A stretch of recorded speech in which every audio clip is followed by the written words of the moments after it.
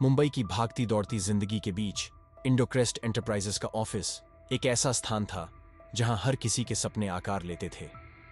यहां दो मुख्य किरदार थे, अर्जुन मेहता, एक आत्मविश्वासी और करिश्मई सीनियर मैनेजर, और नैना शर्मा, एक मेहनती लेकिन शांत स्वभाव वाली जूनियर एग्जीक्यूटिव।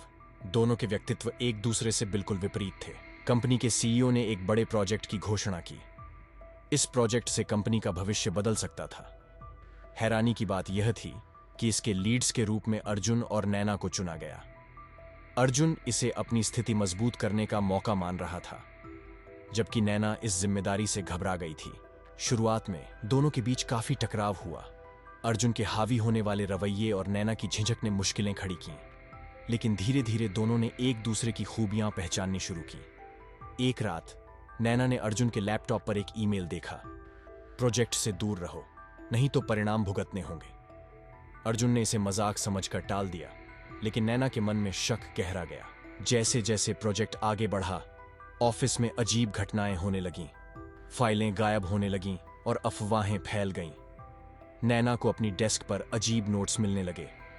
उसने प्रोजेक्ट की तह तक जाने का फैसला किया और जल्द ही कंपनी के फाइनेंस रिकॉर्ड्स में गड़बड़ी पाई।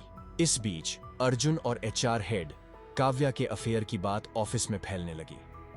काव्या अर्जुन का हर हाल में साथ देती थी, लेकिन उसके इरादे संदेहास्पद थे।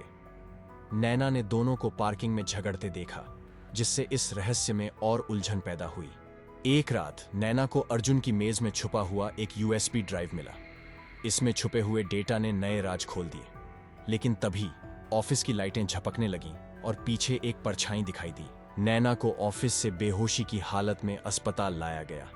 अर्जुन ने बताया कि ऑफिस में घुसपैठ हुई थी और यूएसबी गायब हो चुका था। अब नैना का शक और गहरा हो गया।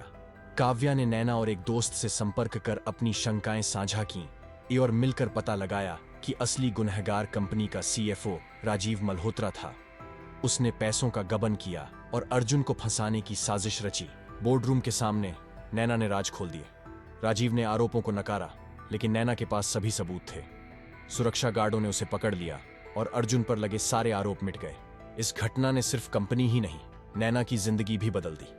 उसने अपनी मेहनत और ईमानदारी से जीत हासिल की।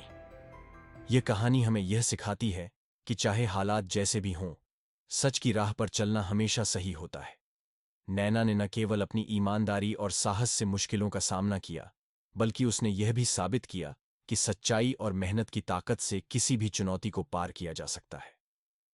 जीवन में कई बार हमें असमंजस और धोखाधड़ी का सामना करना पड़ता है, लेकिन अगर हम सच्चे और ईमानदार रहते हैं तो अंत में विजय हमेशा हमारे ही हाथों में होती है। अगर आपको हमारी ये कहानी पसंद आई हो और आप ऐसी ही रोमांचक कहानियां देखना चाहते हैं तो हमारे चैनल को लाइक करें, सब्सक्राइब करें और बेल आइकन को दबाना न भूलें, ताकि हमारी हर नई कहानी आप तक सबसे पहले पहुंचे। और हां, अपने सुझाव और विचार हमें कमेंट्स में जरूर बताएं, क्योंकि आपकी राय हमारे लिए बहुत महत्वपूर्ण है।